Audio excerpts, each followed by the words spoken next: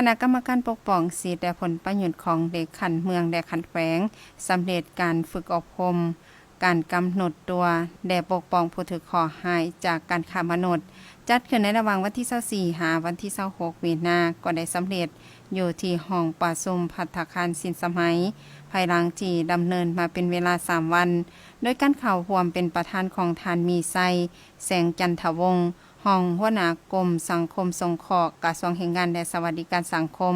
ท่านนางสมคิดแทงสมบัติห้องหัวหน้าแผนกแรงงานและสวัสดิการสังคมแขวงสารวันท่านนางกองแสงเปียงปัญญาหัวหน้าแผนงานปกป้องและสร้างความเข้มแข็งให้แก่แม่หญิงและเด็กน้อยองค์การบ้านจุดสุมสากลมีกรมสังคมสงเคราะห์กระทรวงแรงงานและสวัสดิการสังคมกรมตำรวจสกัดกั้นและต้านการค้ามนุษย์ศาลประชาชนสูงสุดและองค์การบ้านจุดสุมสากลขันแขวงแผนกแรงงานและสวัสดิการสังคม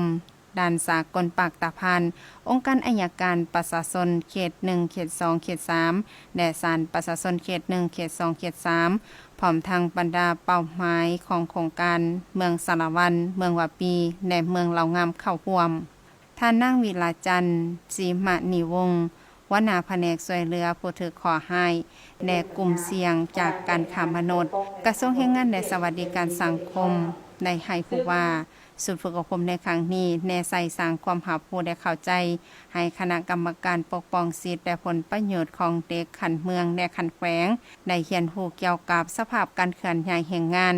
กฎหมายว่าด้วยการต้านการค้ามนุษย์สถานการณ์การค้ามนุษย์รูปแบบของการค้ามนุษย์การกำหนดตัวผู้ถูกขอหายเทคนิคการสัมภาษณ์ผู้ถูกสงสัย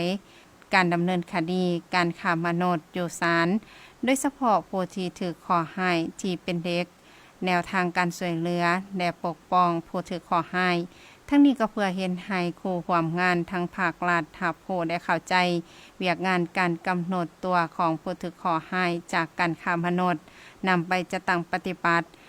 พันขยายเข้าในเวียกงานตัวจริงที่ตนรับผิดชอบให้ได้รับผลดีขึ้นกว่าเก่าผ่านการฝึกอบรมในครั้งนี้สามารถตีราคาการเรียนรู้การแลกเปลี่ยนบทเรียนและการมีส่วนร่วม